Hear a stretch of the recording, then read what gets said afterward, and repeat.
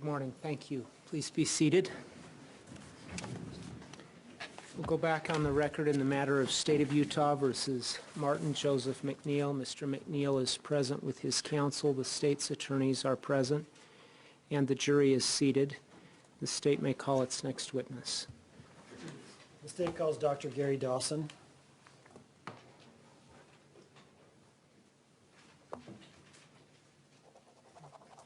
Dr. Dawson, if you'll come forward here to the clerk's desk, please raise your right hand and be sworn. You do solemnly swear the testimony you shall give in the case now pending before the court will be the truth, the whole truth, and nothing but the truth, so help you God. I do. Thank you. If you'll be seated on the witness stand and respond to counsel's questions. Do you have a cup there? Got him. Okay.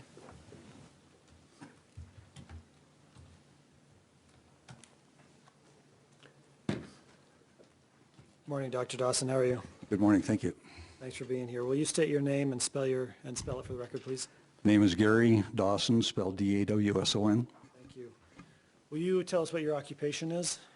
I'm self-employed as a pharmacologist, toxicologist, and a clinical pharmacist. Okay. Will you tell us briefly what pharmacology is? Pharmacology is the study of the effect of drugs on the human body. Okay.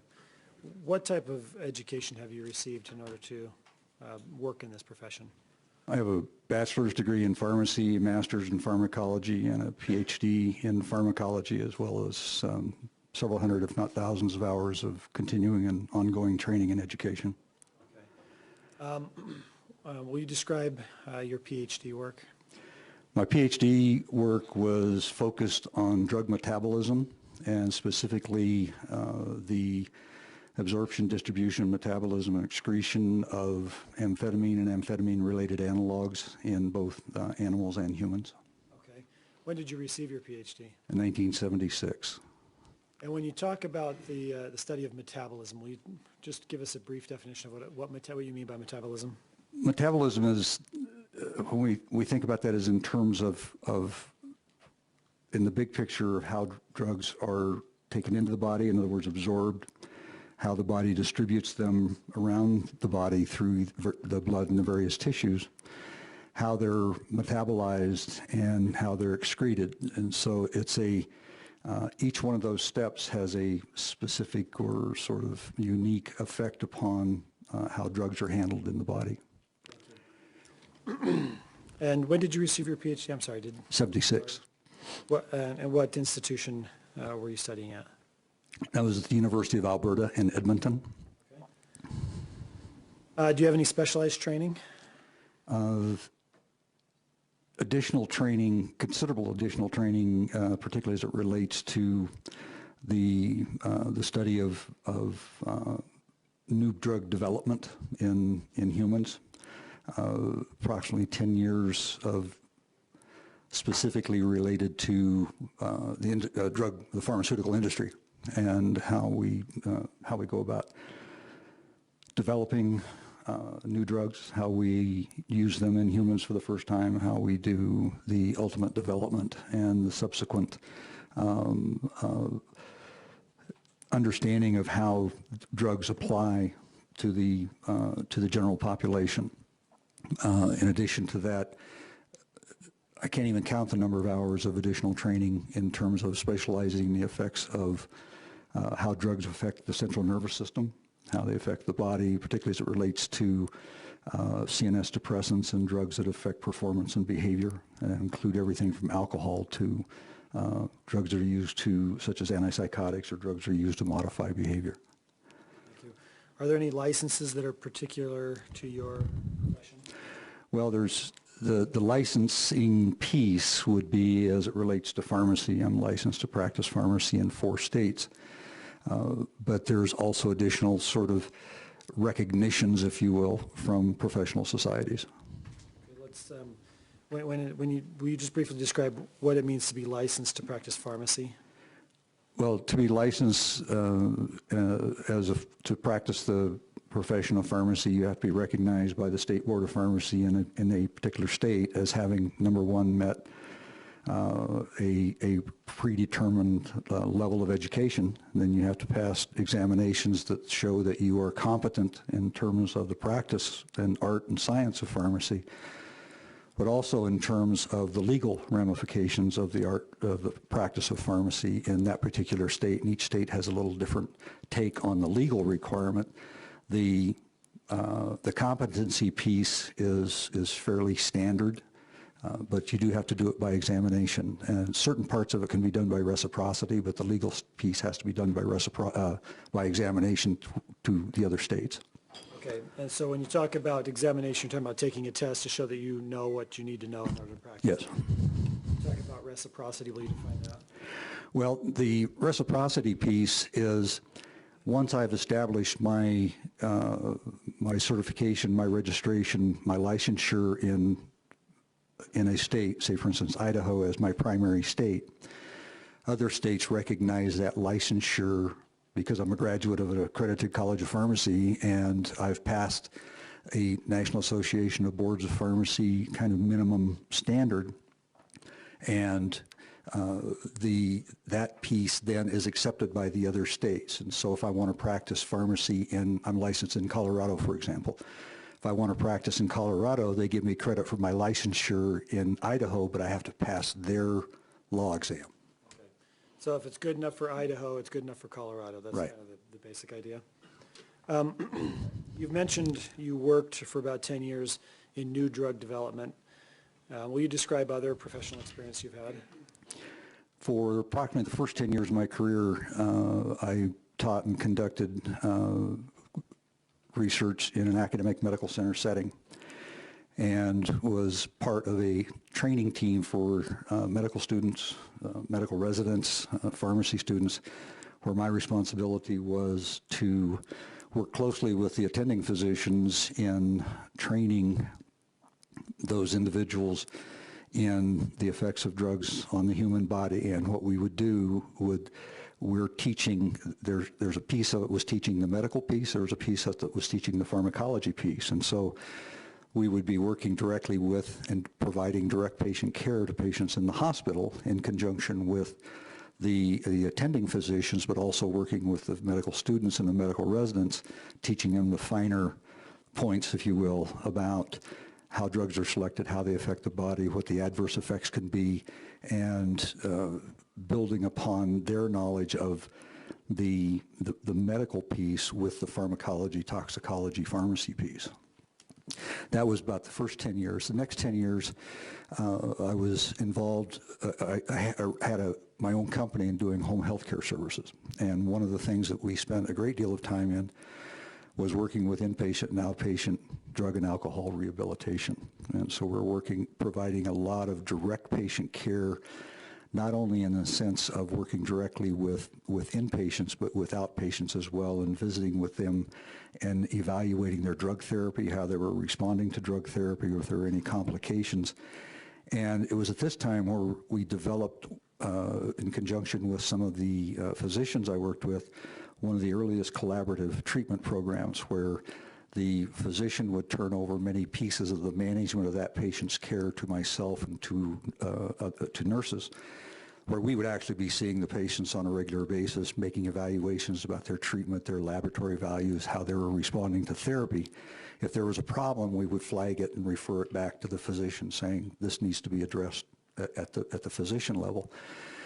But it was during that period of time when we were really spending a lot of time seeing firsthand and dealing firsthand with patients in terms of how they were responding to their medications. And then from there transitioned into industry from that standpoint to being able to work further upstream, if you will, in terms of how new drugs are developed and how they come to market. Okay. And in that second 10 years that you're describing, the home health care business that you had, especially dealing with, if I understood things right, rehabilitating people who have substance control or substance abuse issues? That was part of it. There was also some with chronic medical issues. We did a lot of pain management. We did a lot of terminal care. There were a lot of other aspects of that, but the major focus of what we were doing was long-term care, and particularly as it relates to the geriatric population, then inpatient, outpatient, psychiatric, and then in the home care part, we were doing a lot of home care for terminally ill patients, particularly as it related to the pain management piece and the subtleties of good pain management to provide the highest quality of life that could be provided versus their pain management. Did that involve laboratory work with blood samples and blood levels Yes. Of drugs? Yes. And then you said you transitioned into the development of new drugs as part of your career. Into industry, yes. Okay. And since, how long did you work in that area? In the new drug development?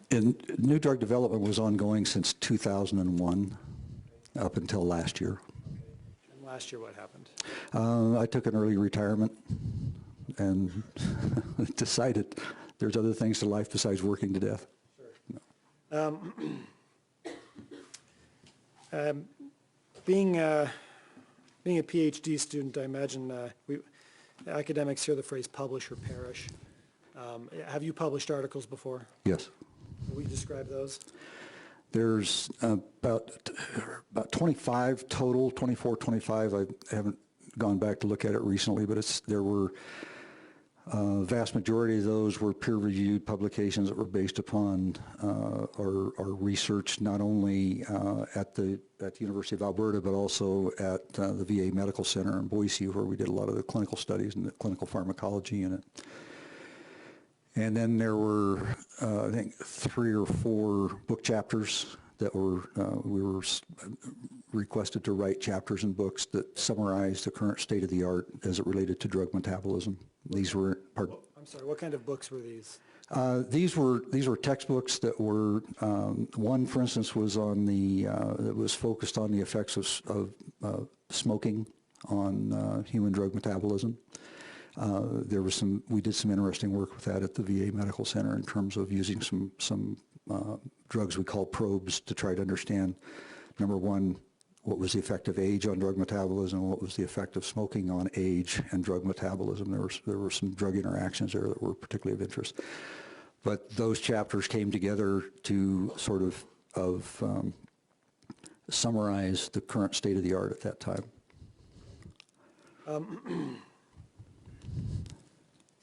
Do you participate in any professional associations or on any boards? Yes.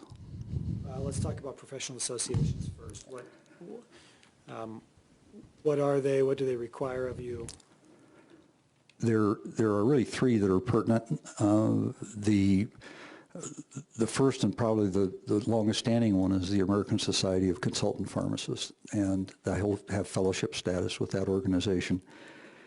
And they are specifically a group that looks, their special interest or their particular interest is in the age-related changes in drug metabolism and in age-related issues of drug therapy management, drug therapy monitoring. And that organization, you can't just pay your money and keep renewing. You're invited in based upon the standards of your training, your practice, your achievements in research, and the ongoing training and education in that particular area. And every 5 years you have to recertify. So you don't join just once. You have to keep recertifying each time. And I've been a member of that group since late 70s when I first joined, and I'm on their editorial board now for their publications. Let me ask you briefly, what does recertification entail? You have to demonstrate ongoing excellence in some clinical discipline. In other words, you have to be able to demonstrate that you are actively involved in some aspect of the sort of the charter, if you will, for the organization. And in that particular case, it's age-related changes in drug metabolism. So you have to keep going in an area that's relevant to that association. Exactly. And then you also have to demonstrate a higher level of ongoing continuing education than is necessary for most states in terms of pharmacy relicensure. And you get scored in these different, there's other categories as well, community service and other things. But you get scored in these categories, and you have to hit a certain minimum threshold recertify. So if I understand right, and correct me if this is an unfair characterization, but you can be licensed to practice pharmacy, and there's your average pharmacist, but to be a member of this association, you have to be doing a lot more than that. Yes. When you said that you sat on an editorial board for their publication, what does that involve? Well, periodically I get asked to review, be part of a peer review process for articles that are written by practitioners or by researchers that want to have their information, their findings published in that document or in that publication. And so it's a matter of not only being familiar with the area that they're writing in, but you also have to be able to sit down and evaluate not only everything from is the grammar correct, which is a minor detail most times, but is their way they develop their concept appropriate? Is the research done appropriately? Are the statistics done appropriately? Did they use the right citations when they cited what they were basing their work on? And sometimes it's an awful lot of work. It takes a lot of time to do that. And I've cut it back to just that particular publication, ASCP, because it does take a lot of time. And I was at one time on 3 different editorial boards, and it was just too much. And so you had to just cut it back. But this one, when you get the articles, you have to spend a lot of time. I mean, you're basically starting from square one, trying to understand their concept, their methods, their materials, how they did their work, was it done ethically and appropriately, and are their findings well-based? And this is one of the biggest things in the science piece is, did they come to the right conclusions based upon what they put in their paper or how they went about it? So as an editor, you said grammar is part of it, but that's just the smallest part. Really what you're doing is, in order to keep our publication respectable, we have to make sure that the articles that are published through it are good science. Yes. Is that correct? Yes. What other associations do you participate in, or are you a member of?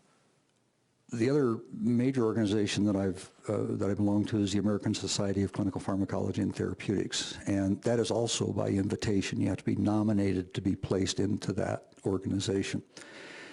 It doesn't require the recertification that's required by the ASCP, but the bar for getting into that organization is pretty high. You have to be able to demonstrate much the same kinds of activities, not only from the clinical standpoint, but from the research standpoint, from the training standpoint, from the ongoing commitment to patient care and improvement in how patient care is provided, either through research or through innovative new and unique approaches to patient care. So that organization is probably one of the top 3 or 4 in terms of clinical pharmacology, and they're specifically looking at new drug development, the new frontiers in terms of where drug development, drug therapy, the future of right now it's pharmacogenomics. It's the understanding of how genetics affect the way we metabolize drugs. So similar to a peer-reviewed journal, it sounds like this association is kind of an elite, I don't want to put a negative spin on it, but an elite club that you're nominated to if the other members of the club say, look, his work, his research, his experience passes muster. Yes. Are there any others? The final one is probably the most important one for discussion at this point is the Society of Forensic Toxicology, and I was nominated. You have to be nominated by current members, and you have to go through a fairly extensive nomination process, and your nomination has to be supported not only be brought up by one member, but you have to have written recommendations from 2 people within the organization who are familiar with your work to get in front of the panel that reviews this information. And it requires, one of the principal requirements is that the focus of your current work has to be in the area of forensic toxicology. You don't have to be a certified forensic toxicologist, but you have to be practicing or working in that area. And that organization is I've been to their number of their meetings, and they're a very high-level organization in terms of understanding and developing an understanding of forensic toxicology as it evolves, as we get better with instrumentation, as we get better understanding the pharmacology, as we get new drugs. There's a lot of happenings within the industry that, or within the discipline, I should say, that are important to keep track of, and that Society of Forensic Toxicology does that. Membership in that society, does that require you to keep up to date on how things are developing? Yes.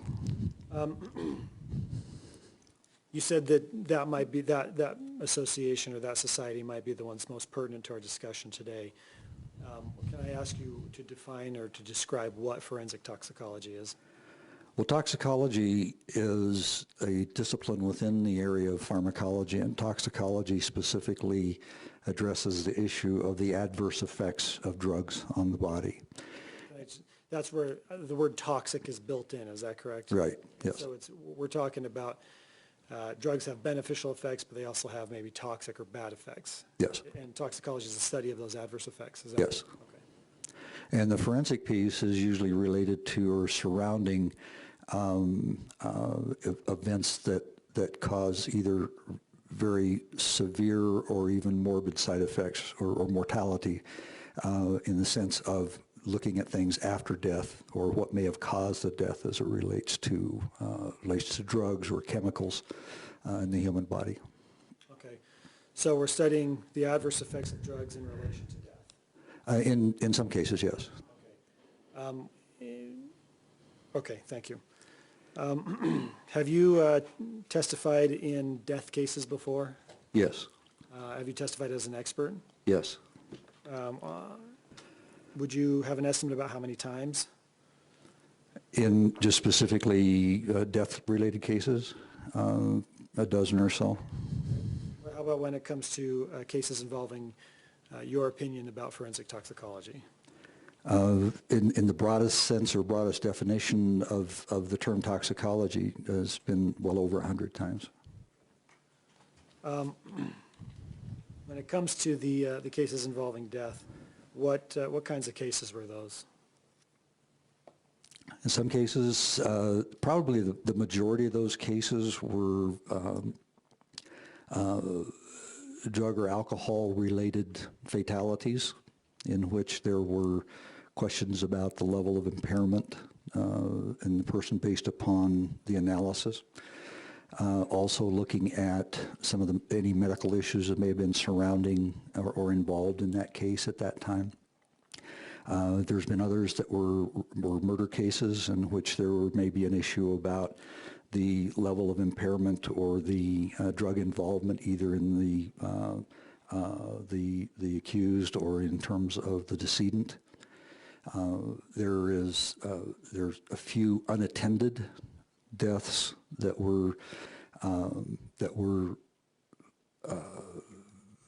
probably mostly drug-related. The unattended deaths found days or weeks later. Nobody else was witness to what happened? And there was absolutely no witnesses, no nothing. All we had was the decedent. And then there's been a few cases that involved the issue surrounding self-inflicted suicides and/or in custody deaths that I've testified in terms of the effects of the working with the coroner's office, the medical examiner, in terms of trying to understand what was going on in terms of not only the medical issues but the pharmacological issues that were associated with that individual's either medical treatment or lack thereof at the time. Okay, so what role did the drugs play in some of these deaths? Is that Exactly. what you're supposed to opine about? Yes. How is that process done? How do you form that opinion and analysis when you're asked to do that? Well, it usually starts with in the kind of the simplest set starts with the toxicology report. What did you find at the time of the autopsy in that case? In the situations where, pardon? I'm sorry, can I back you up a little bit? Where does that toxicology report come from? It can come from two sources. It can come from if the individual is being treated medically at the time of their death. There's usually some laboratory reports that are surround that period of time when they're in the hospital. But more often than not, the forensic, the important one is what we get when there is an autopsy that's done and samples are taken at that time for forensic analysis. When you say samples are taken, what samples of what? Just about everything. It could be blood, it could be urine, it could be tissues, it could be vitreous humor, it can be cerebral spinal fluid, it can be virtually anything where a drug might be found. They don't always analyze all of it, but they usually start with analyzing the blood and or urine is the first place, and then it can branch out from there depending upon what was found. Okay. Will you describe briefly, I know there's a lot of complicated science involved, but if you can give us a brief overview, when a blood sample is taken, how is the toxicology report generated? Well, if the blood sample, if it's taken, let's start with the case with a decedent. If the blood sample is taken, it's going to depend on the proximity of the sampling to the time of death. In other words, if it's very proximate to the time of death, blood samples are relatively easy to get, depending if there's an absence of trauma. So the blood sample preferably would be taken from a femoral vein. There's appropriate ways to collect that sample. There has to be certain steps that are done to make it appropriate. It can be taken from the portal vein. It can be taken from, which is the liver. It can be. And when you say femoral vein, femoral refers to what? Femoral vein is in the legs, usually from basically the waist down. Is it near the femur? Is that why it's called femoral? Or? Well, no, it's just it's on the inside of the leg. There's femoral vein and femoral artery that supply, the artery supplies blood to the lower extremities. The femoral vein brings it back. That is probably the most common site of collection if it's available, but there's other places it can be collected as well. And then there's a chain of custody. Usually there's a chain of custody that's established and it's sent off to a reference lab for testing. Okay, and I didn't mean to interrupt you. You were talking about the portal vein coming out of the liver. What are some other sites where blood is drawn? It depends. They can be taken from the heart. It can be taken from. It just depends on where they can access it. And the standard years ago was to take it basically from the cardiac blood, cardiac site. How many years ago are you talking? That was probably up until the mid-2000s. And then there was kind of a shift in wishing to have it only come from the femoral vein when it's possible. There are times when, if it's an extended period of time after death, days or maybe even weeks, sometimes there isn't blood to get. There's fluid that you get, and it's a compromised situation to start with. I don't want to go into the details there. We're getting into an area that might be kind of gross, but when you're talking about there's no blood, there's just fluid, why is that? Well, it's a process of putrefaction. Bacteria break the body down and it begins to dissolve. Okay, so we're talking about rotting? Yes. Okay. When you said a chain of custody is established, the blood sample sent off to a laboratory, what do you receive out of the laboratory? Laboratory will send back a report that will show their, it usually is broken into two pieces. One is an initial screen, which is a high throughput screen to see what was there, and then a second part of the report that will say, okay, this is what we identified in the initial screen. In other words, we got this drug, and this drug that showed positive. Now we're going to do, there's a process called gas chromatography mass spectroscopy. There's also a process called liquid chromatography mass spectroscopy, and I don't want to get out in the weeds on those two, but to suffice it to say, the reason for doing those is to verify that what we saw on the initial screen was there and to quantitate it so we know exactly how much is there. And that's the report you get back, and it'll show you the initial screen. It'll show you what was the validation or the verification in terms of the steps that they did to do that, and the quantity that was present, and then usually a description of what those numbers mean in broad terms. Your Honor, may I approach? You may.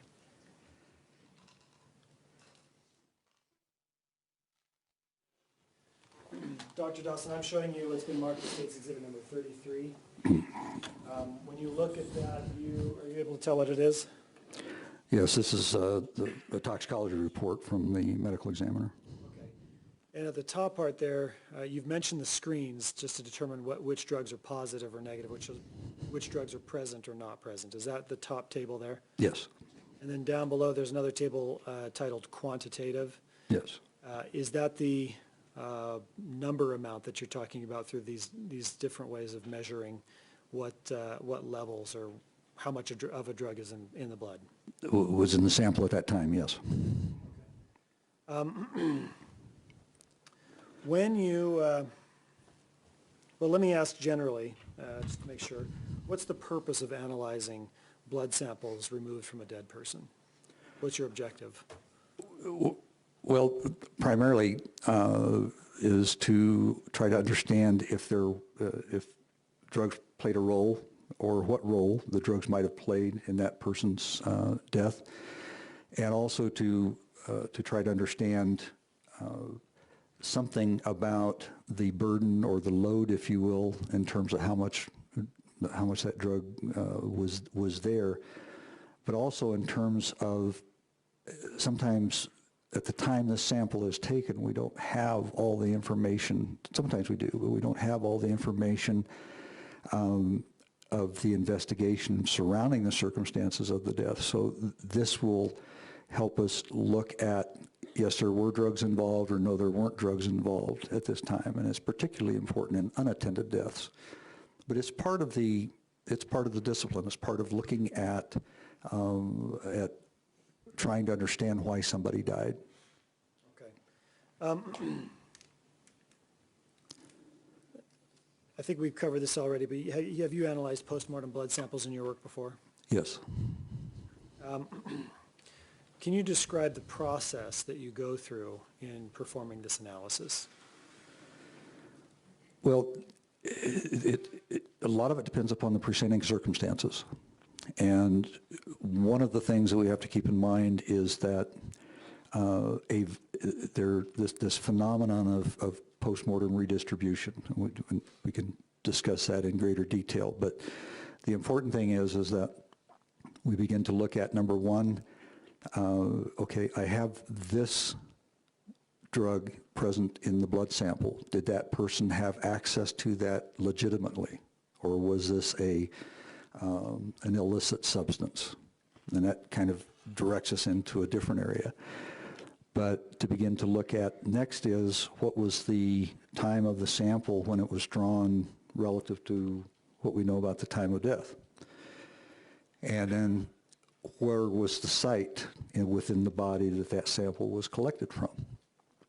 And then what do we know about the physical chemical characteristics of those drugs in terms of, number one, how they're administered, number two, how they're metabolized, number three, what happens with them over a period of time. There are drugs that just sitting in blood break down with no metabolism or anything. None of these drugs in this particular circumstance fit that, but those are some of the things that you have to understand when you're looking at a particular drug in a blood sample, when you're looking at that postmortem analysis. There's also the piece with sometimes if there are metabolites present that have as much or more pharmacology associated with them than the parent compound. So it's kind of a multifaceted approach that you look at and begin to try to piece together, what was the most likely circumstance or what is likely to have been occurring at that time. And it's sometimes very difficult, depending on the circumstances, to try to come to a very clear picture, but still you can get a picture of the circumstances at that time. So you're saying there are a variety of variables that need to be considered and factored into your conclusions? Yes. I'd like to talk about some of those. first of all, when it comes to the person that the blood is taken from, what are some of the factors that you consider relative to the person whose body this sample came from? Well, I'm not sure that this isn't in any particular order, but one of the things is that the time interval from the time of death to the time the sample is taken. Why is that important? Well, the interval has to do with it depends on what drug you're looking at in terms of if there is a chance that there could be bacterial degradation of that drug, or converting or producing things like alcohol can be erroneously elevated in after death, depending upon the level of bacterial activity in the body. And the time interval becomes very important. The other piece of that is it's very important to know what the storage conditions of that body was from the time of death until the time of autopsy. And it's important to know if that, in cases where you have somebody who may have been exposed to the elements for days versus being transported to the coroner's office or medical examiner's office and placed in refrigeration in a very short period of time, because that affects how drugs are preserved in the body as well. You've talked about metabolism a bit. Is metabolism a function of life? Generally, yes. So if I take in a drug as a living person, depending on that drug and the health of my body or the condition of my body, the drug will be processed and eventually excreted through that process of metabolism. Is that a fair generalization? That's in the broad strokes, yes. Okay. When somebody dies, does that same process continue? For a short period of time. How short? Well, that depends well, it depends on a variety of things. It depends on the drug. It depends on a number of things. As a general rule, we don't expect to see the same rate. That rate is going to reduce because dramatically in a very short period of time for most drugs, because it's not being circulated. There's no blood circulating through the liver. The liver is the primary site of drug metabolism. Some drugs are not metabolized there, but it's fairly rare. I'm going to go use the example of cocaine.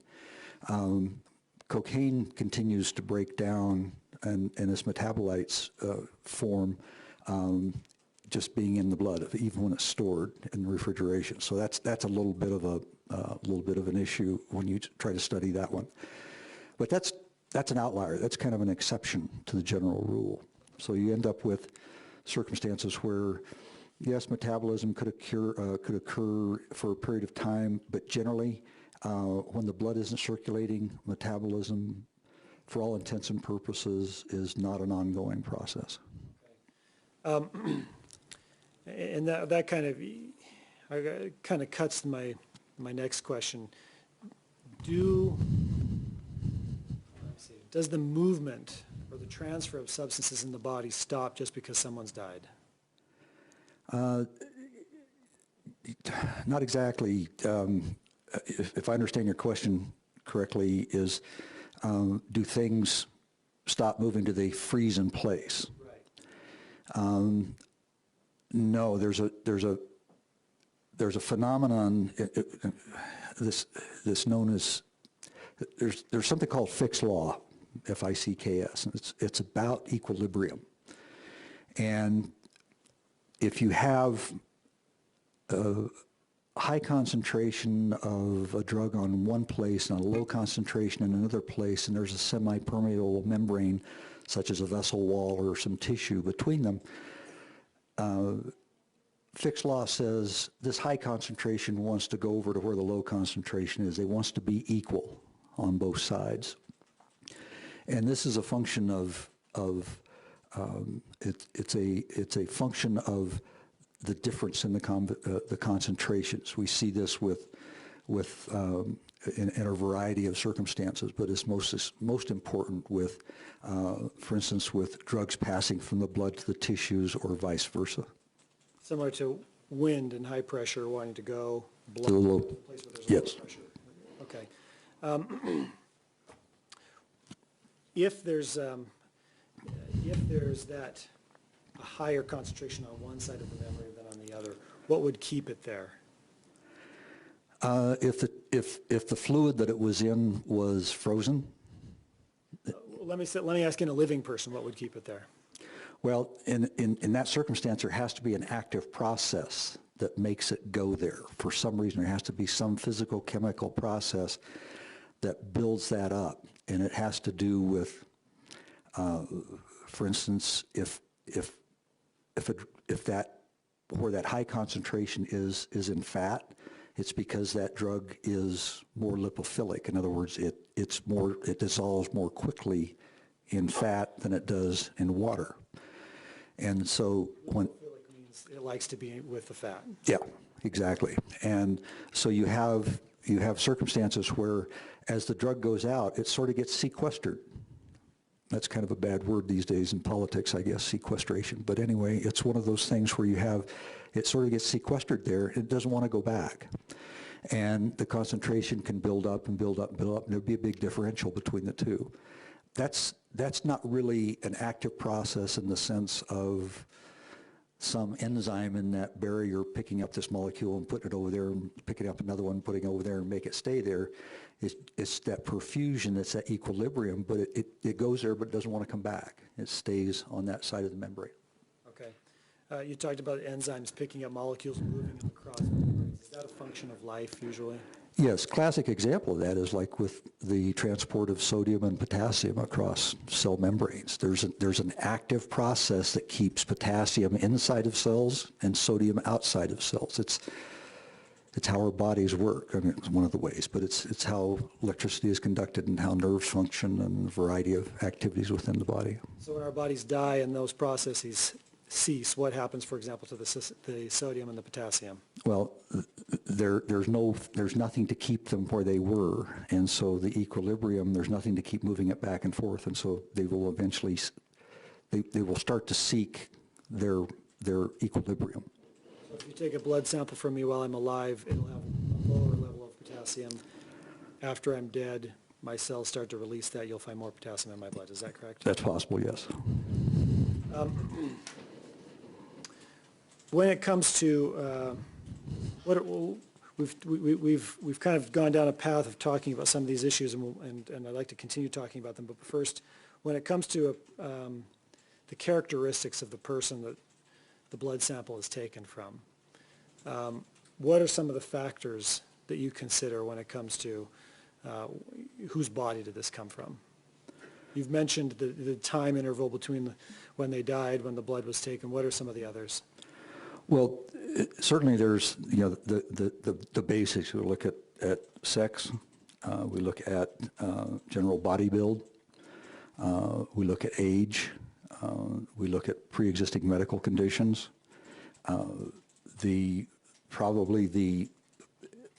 Each one of those plays its own particular major or minor role depending upon the drug that we may be looking at.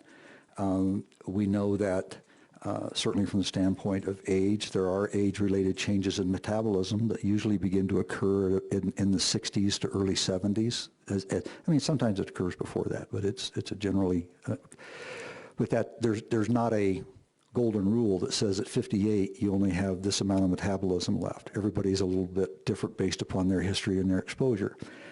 And so, but that medical history begins to tie in there. If we know somebody was an alcoholic, that raises some real questions about how well their liver may be functioning or their kidneys may be functioning. If somebody was a diabetic, raises issue about their kidney function.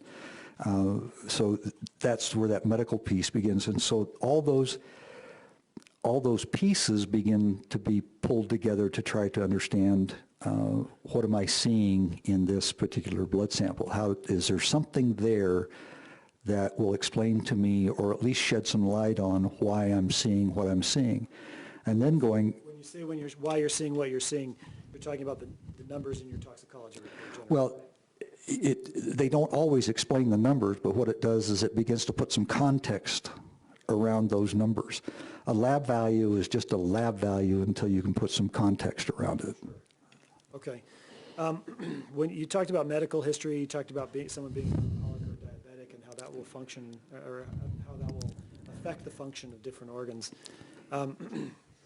I'd like to ask you about the drug-naive patient. Is that part of the medical history that you consider? That's part of that medical history that's as much as can be understood is important, yes. Will you tell us what a drug-naive patient would be? Well, it's probably best explained by example, and that would be when somebody is given a central nervous system depressant drug for the very first time, whether that's Tylenol number 3 or whether that's a codeine cough syrup or whatever the case. The very first time, the effects are more likely to be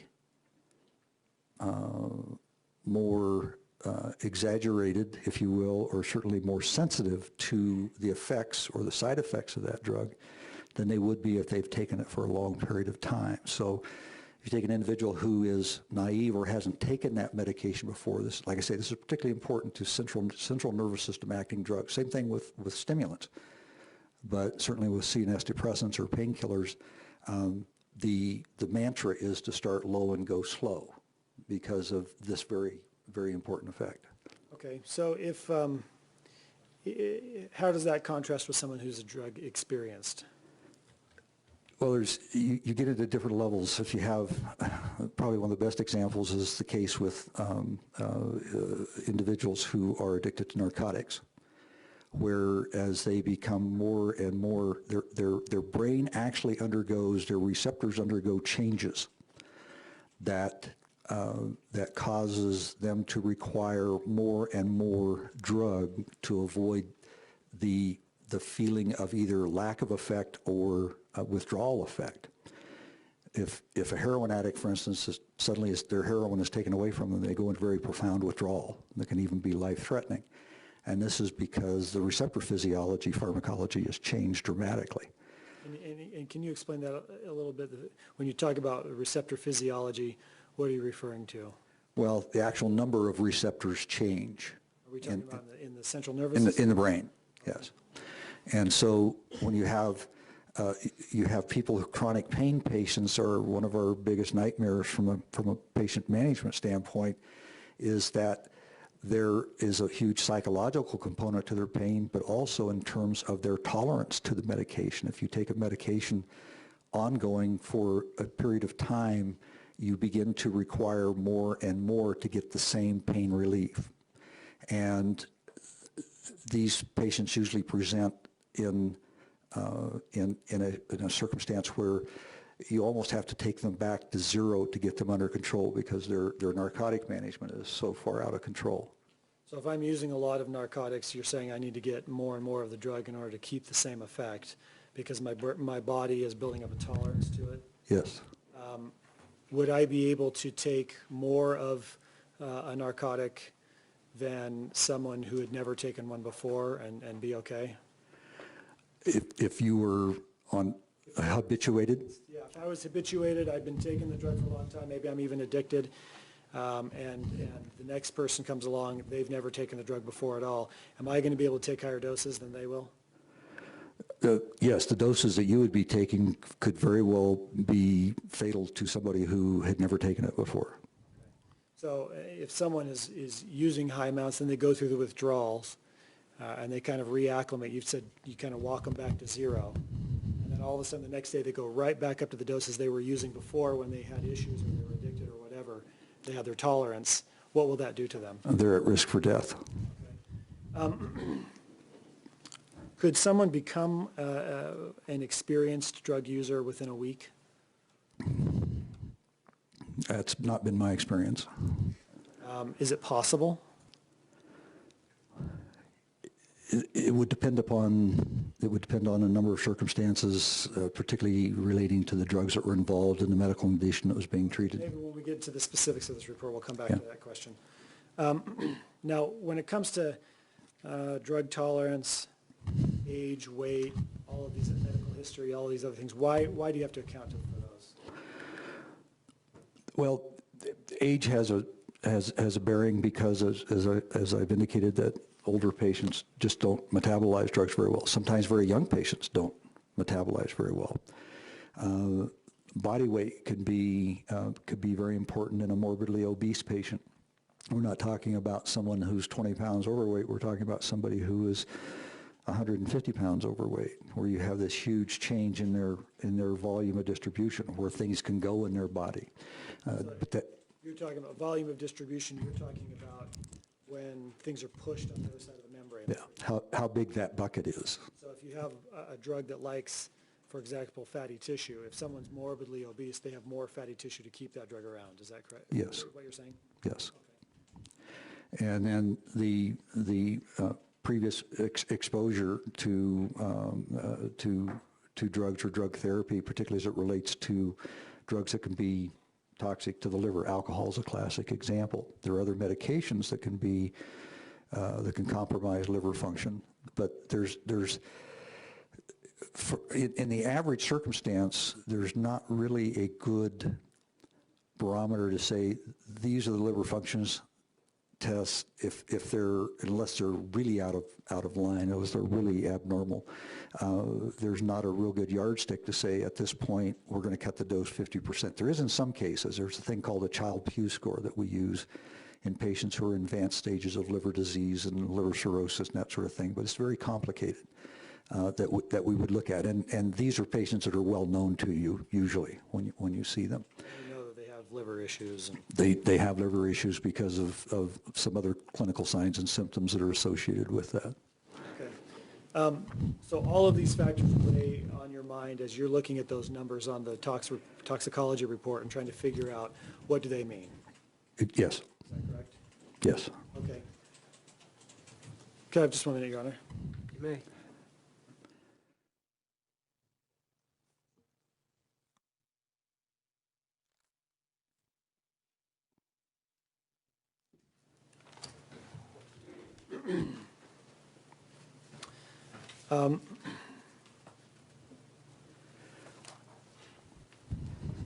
When it comes to all the factors involved with a person,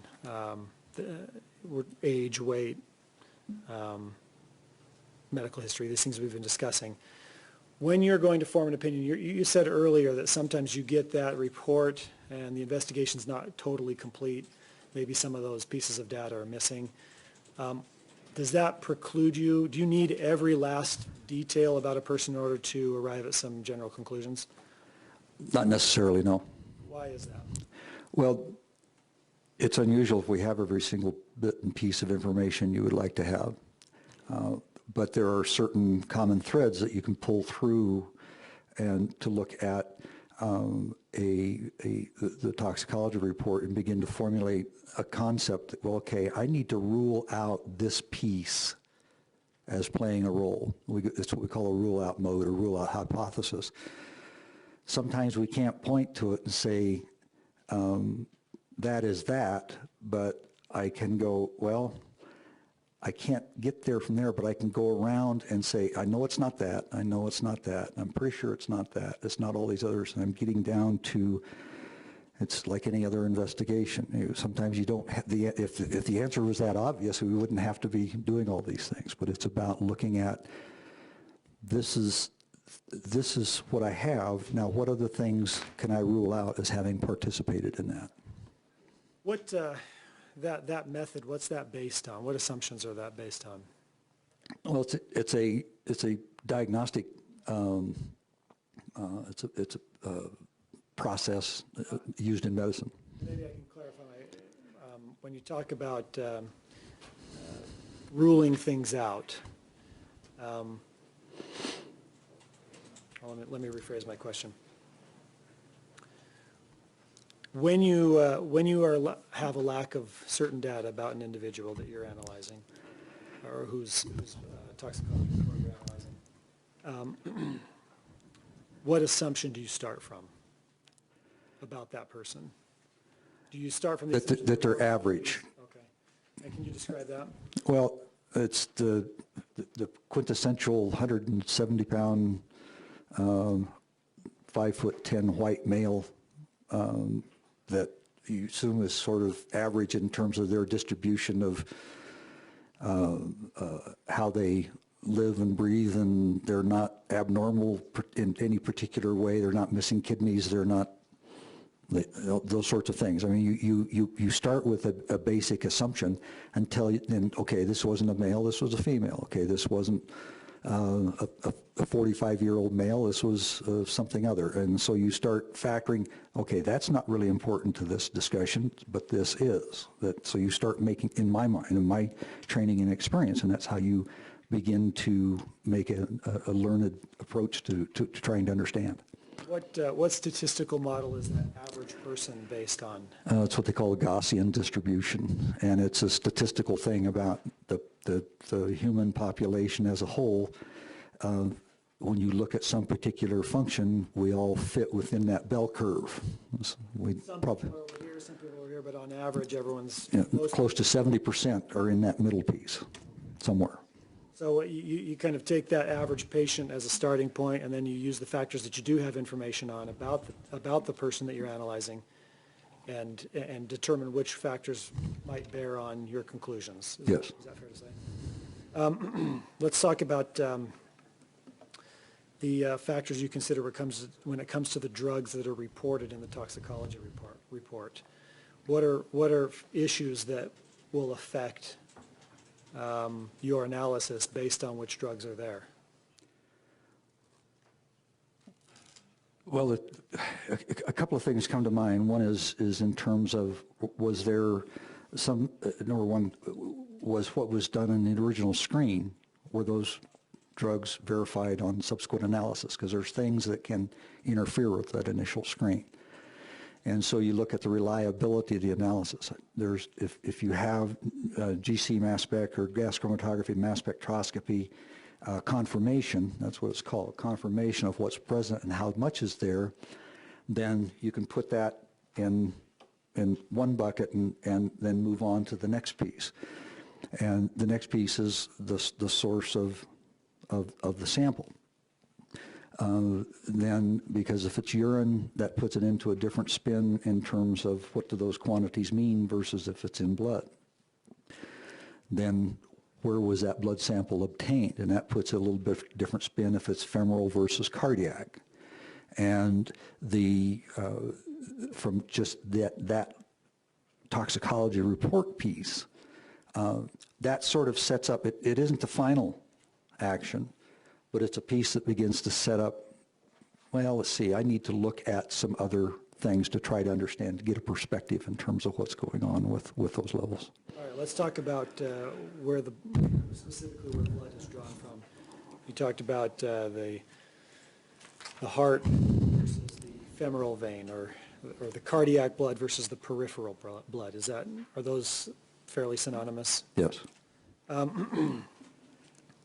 We've talked already about volume of distribution, where the body will push a drug into cells depending on which drug it is, at different concentrations. Is that a fair?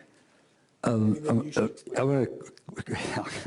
correct you on one point, and that is that the body most times does not push it in a direction, but rather there is a physical chemical properties of the drug that attract that drug into those tissues more so than it might someplace than say in the blood. It's an oversimplification, and don't lose me here, but the blood is basically aqueous. I'm sorry. Water. I mean, there's a lot of water there. In the tissues, there's less so, but in the fat, there's even less. And so every drug has a different solubility. Have you ever... The level it dissolves. The concentration or the amount will dissolve in something. And this is why they have things like isopropyl alcohol to dissolve the gummy stuff off the back of something you bought that you're trying to get the sticker off of, because the sticker stuff doesn't dissolve in water. I mean, that's as simple as I can make that. It won't work, but something else will. Something else will. And so there are some drugs that go into that fat, and that's where they stay. They don't come back, or very slowly come back. Okay. Can you describe or define for us what cellular lysis means? Cell is a cell, and lysis means the cell is disrupted. It breaks up, opens up, and spills its contents. How does death affect cellular lysis? Well, it accelerates that process because there are certain products of cellular metabolism that have to be removed and have to be processed and taken out of the cell in a somewhat orderly fashion. If those are no longer being taken out, the chemical characteristics of the inside of the cell change and the cell is destroyed. And when a cell is destroyed, and if there is a drug that's been distributed to that cell, what happens when the cell is destroyed? What happens to the drug? All the contents leak out and go wherever they're able to go to. We've talked a little bit about postmortem redistribution. What does that mean? Postmortem? Yeah, the postmortem piece is self-explanatory, is the after death in tissues of the body are no longer being perfused. And if there is some difference between... Can you describe what that is? Okay, the blood is no longer circulating. There's no longer a sort of this attempt at equilibrium that's taking place. We call it homeostasis within the body. Things stop. The exchange of things. The orderly exchange is disrupted. And so now you have drugs that might be, say for instance, a drug might be in higher concentration in a particular tissue. Say for instance, lung tissue, then it might be something, it sequesters there. Well, without the circulation to keep that process orderly, if you will, then this Fick's law comes back into play and things start to seek their equilibrium. In other words, drugs start moving around. You get a higher concentration over here. It wants to move back to lower concentration. It'll do slowly. And each drug does it at a slightly different rate and to a slightly different extent. But basically that postmortem redistribution is something that is not really well understood in many respects, but it is recognized. And there's a great deal of debate about how significant it is given certain circumstances. The problem is we can't study it very well because it's not really ethical to do some of the things that would need to be done, and we just don't have, it's almost all case studies or anecdotal reports. I'd like to come back to that for a minute. I just want to make sure I understand what you're saying about this redistribution. So during life, during normal cellular perfusion, this exchange to kind of keep some drugs on one side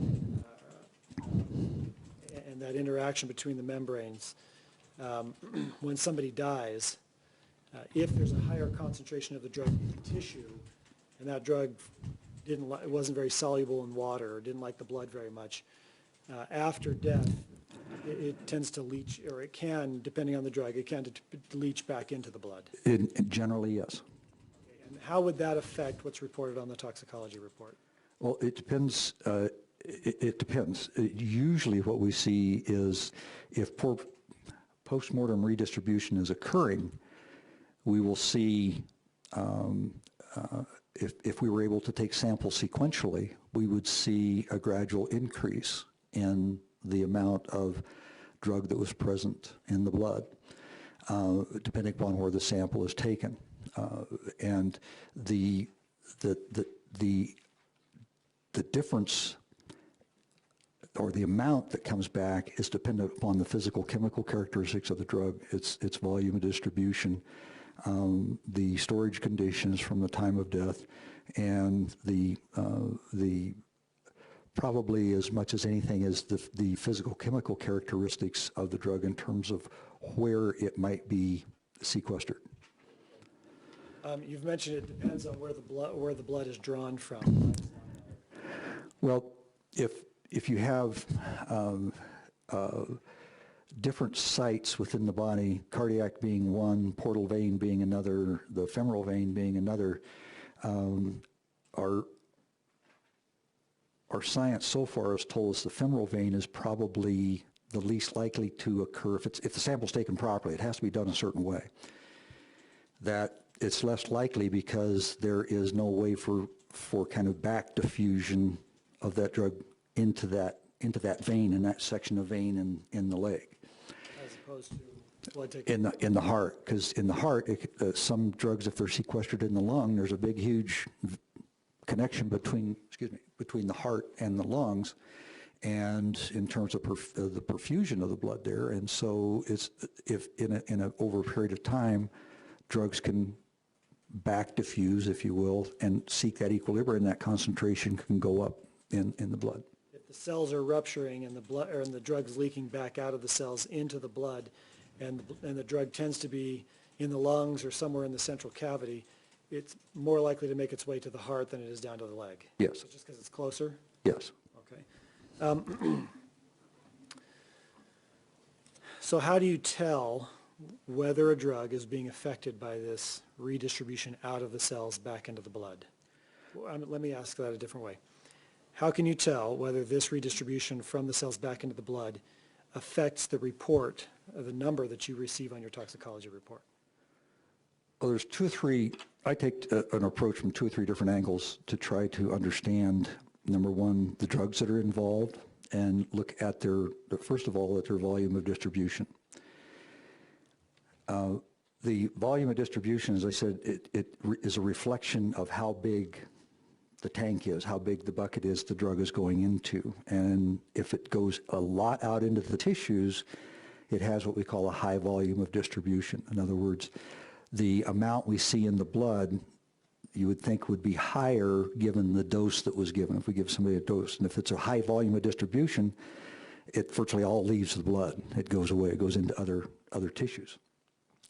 So if you have a high volume of distribution drug, then you started out with this high concentration over here, then when circulation stops or at the time of death, over a period of time, that will start to leach back into the blood slowly. Part of that depends upon the physical characteristics of the drug as well. If it's highly lipophilic, as we said earlier, it might be slower. And so that's why that factors into that interval time. Also in terms of not only the volume of distribution, but also in terms of the physical chemical characteristics, in terms of is that, as I said, the lipophilicity or lack thereof of a particular compound, or where it may be specifically sequestered. And if we have something that, if you look at, I'll give the example of cardiac medication, lanoxin, which is a cardiac glycoside, it's really high concentrations in the heart. You can get enormously high postmortem redistribution with that drug if you take a cardiac sample. If you take a femoral sample, less likely so. So the heart blood, that type of drug, will tell you not necessarily what amount the blood was coursing through the bloodstream, because some of that may have come from the heart tissue itself. Yes. But the leg sample will tell you more about the accurate, maybe a little bit more accurate levels about what was coursing through the bloodstream, because it's not affected by the leaching out of the heart since it's so far away from the heart. It generally is. Generally, okay. When it comes to a low volume of distribution, does that mean that there's roughly a similar amount in the blood as in the tissue? Or how would you describe that? Well, it's a mathematically derived concept, and you know there's a certain volume of blood in the body, a person of a certain weight and size. And you give a drug and you look at what we call the area under the curve, the amount of drug that's present in say a blood sample. And there's a formula that it gets plugged into that helps you understand what the volume distribution of that drug is. And a low volume of distribution drug would be somewhere in the 1 to 3 liters per kilogram range, in that area. You get above that and you start getting into what we call the high volume of distribution drugs. It's a pharmacokinetic standpoint, and I don't want to get too far out in the weeds with that, but it really helps us to understand, where do these drugs go once they're absorbed into the bloodstream. Okay. So a low volume of distribution drug effect is less likely to be affected by post-mortem redistribution or leaching out after death. Generally, yes. Okay. Given all of these factors, actually, a couple more I'd like to discuss with you.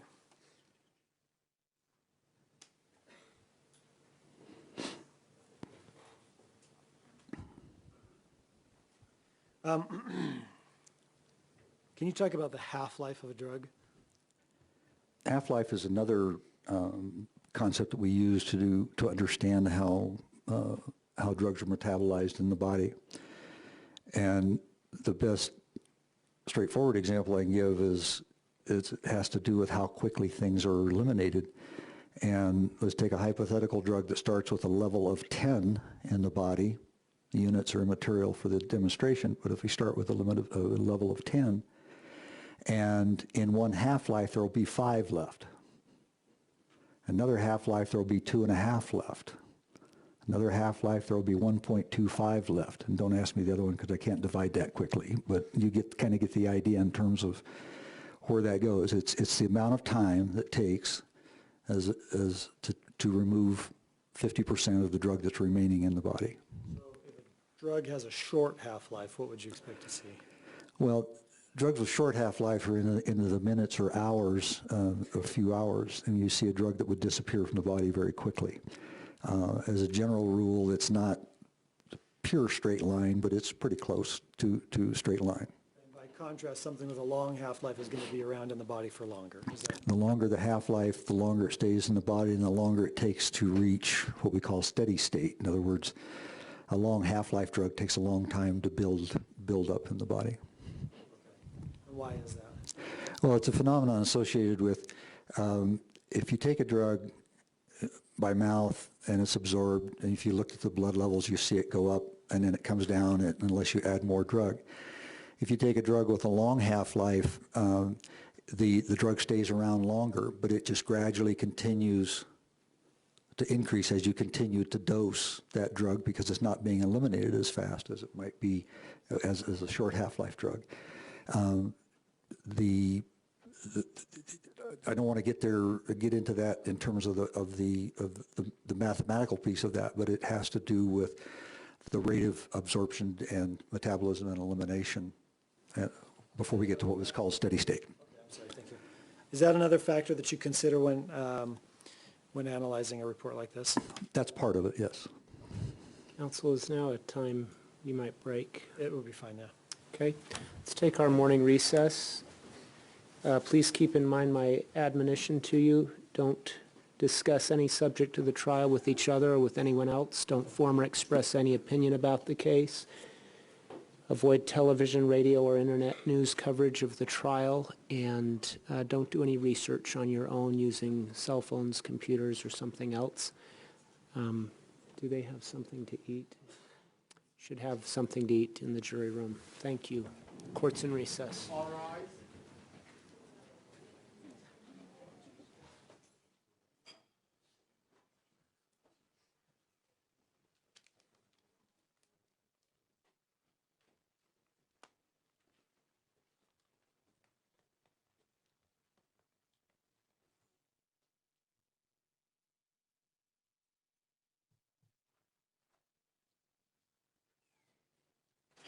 You may step down. Thank you. Anything this morning? Mr. Spencer and I approached real briefly Yeah. for a record.